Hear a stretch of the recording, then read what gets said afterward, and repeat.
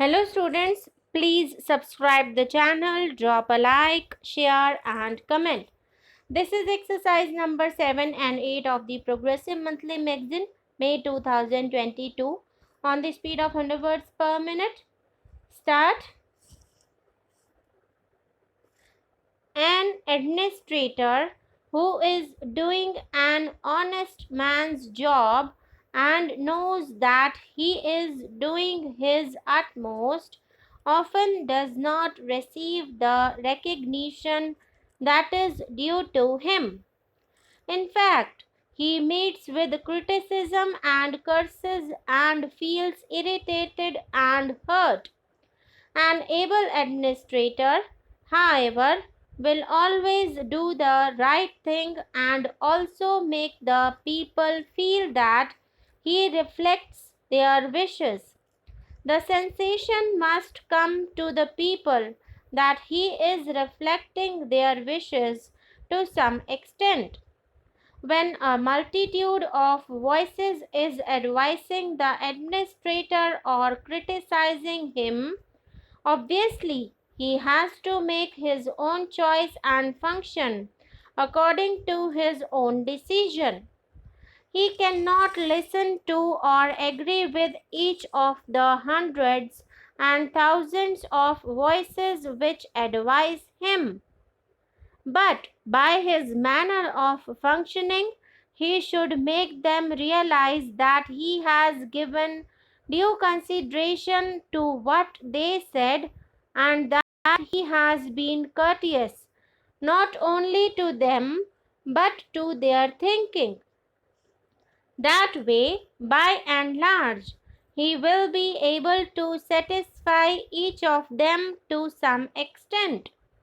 In administration, as in most things in life, it is not only what one does, but the manner of doing it that counts. It is exceedingly important in dealings with large masses of human beings, as in a democracy. I should like to stress this especially because it is of the highest importance as much for the administrator as for the politician. The politician realizes this in the normal course because he would have to go if he did not realize it quickly enough. The administrator, however, can continue much longer without realizing if fully, but there will be ill feeling against him and he will not be able to do his work adequately because most of it now involves the active cooperation of masses of people. The police functions of the state no longer dominate the scene. Each state wants to advance socially and economically. As a matter of fact, all public administration is bureaucracy in a way. The growth of socialism is the growth of bureaucracy. It is very odd that the people who shout most loudly against bureaucracy are the people who want more and more of it. That is what is involved in the growth of socialistic avenues of work. The administrator's work is becoming bigger and bigger. He has not only to keep peace in his area but also to understand people. Incidentally, the report of the director mentions a research project on local self-government. I think that it is of the highest importance that this institute should give consideration to the administrative problems of local self-government and even more particularly to those of panchayats. There are hundreds of thousands of panchayats in this country. They form the real base of our democracy. If that base is unsound, then we are not 100% stable democratically, even with the second base of our parliament. We are told that panchayats have not succeeded because there are disputes, there are parties, there is corruption, and all that. It is true, I think, that our experience of panchayats has been distressing. But real democracy cannot exist at the top.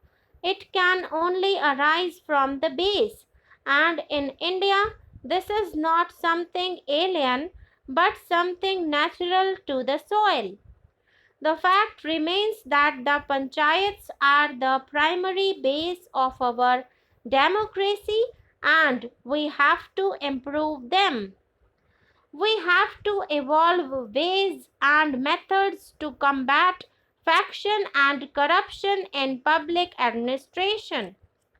To take an instance, some kind of compensation is often given in the villages to a large number of people, or some relief work is taken in hand in a village, and some petty official is put in charge of giving relief or compensation. There are always and there will always be great delays in giving it. Very often, by the time it reaches the recipient, either most of it disappears or by then the recipient has suffered a great deal. What are we going to do about it? Are we to wait until everybody is thoroughly honest and will not delay things? Of course, we should try to do that, but we cannot wait. Suppose the whole village is gathered together and the government announcement about the scale of the compensation is made in public. The chances of corruption will become less because the matter will be too public. This is a very simple thing, but it is not done. Why can't we work through simple methods? I have suggested that instead of summoning the people and making them come again and again, the official concerned should go to the village and call all the people, announce the government's decision about compensation publicly, and say, "Come along, take it here and now." And where this is done, there will be no chances of delay. Unless some such methods are evolved, corruption will become a serious problem. Of course, some amount of it may continue despite the new methods, for its complete elimination requires higher standards of integrity on the part of the people. This has to be ensured for honest administration in India.